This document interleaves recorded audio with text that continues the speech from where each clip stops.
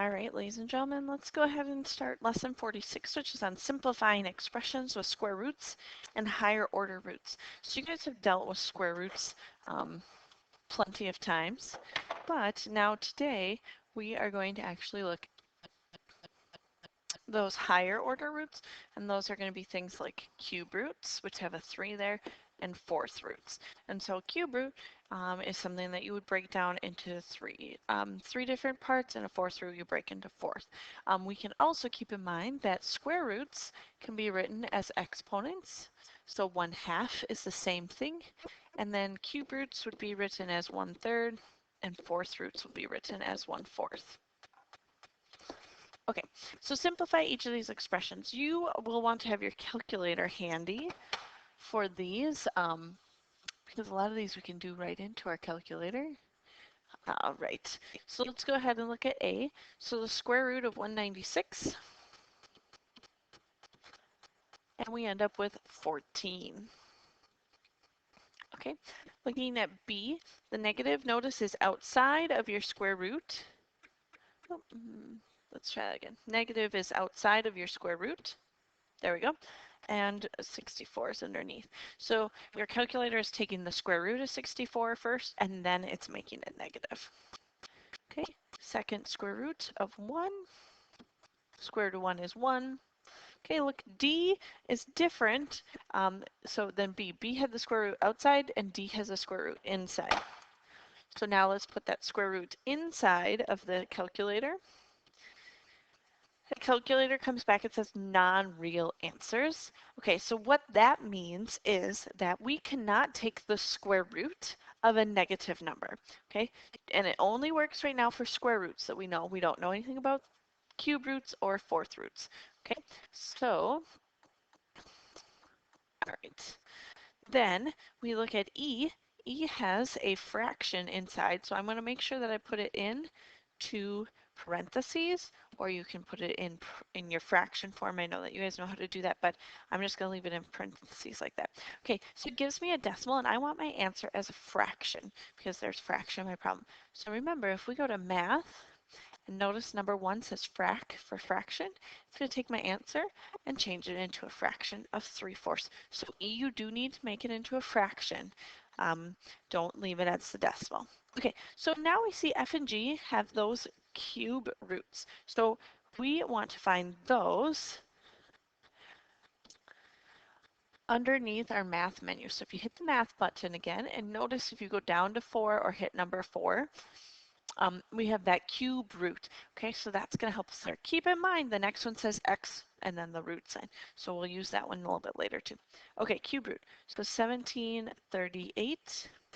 Taking the cube root here, and we, 1738.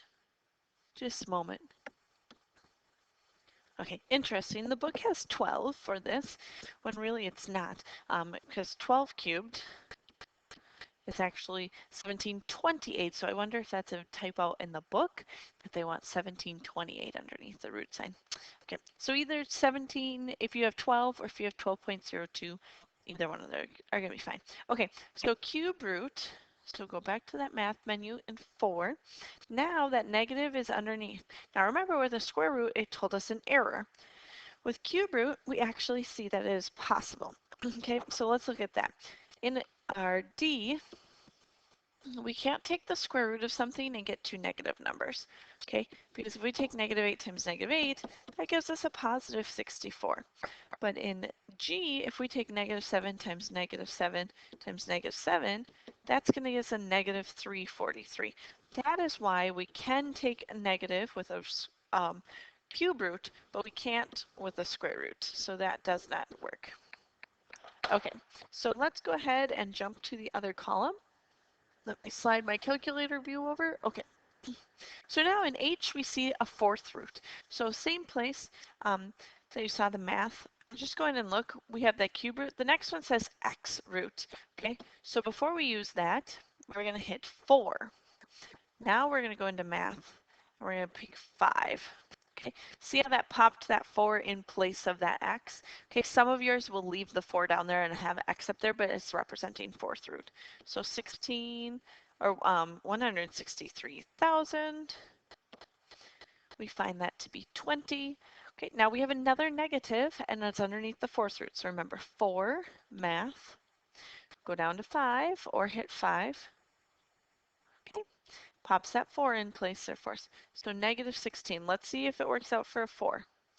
Again, it says non-real answer. So what this can tell us is that if you have a even number root, so square root, fourth root, sixth root, whatever, you cannot take the root of the negative number. If you have an odd one, cube root, fifth root, seventh root, etc., you can take it, okay? All right, so now the next ones, we can see that they have exponents that are in fractions. So on the previous slide, we talked about a third root is the same thing as saying a cube root. So I'm just going to show you in your calculator. You can do either of those two ways and we're going to get the same answer. Okay, so 125 and then my exponent, and I'm going to do 1 divided by 3. And I'm going to put that in parentheses also. I get 5, or I can go to math 4, remember that's where my cube root is, and type in 125. And I get 5. So either way, and we look at k, we see that it's the fourth power, so it can be the fourth root of negative 8. Okay, let's see here. Remember, we're taking a fourth root of a, oh, you know what? That is not a fourth. That I mistyped.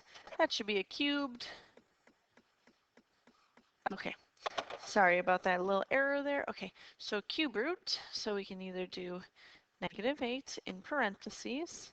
Let's see here, 1 divided by 3.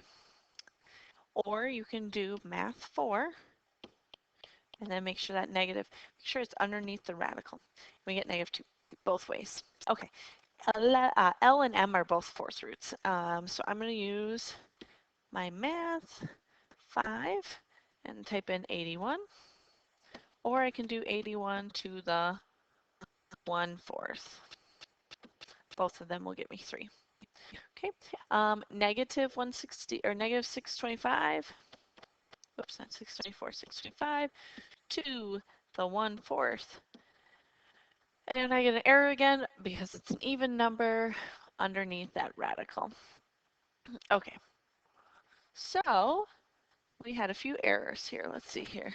We saw an error here. We saw an error here. We saw an error here. All right, those were all even powers.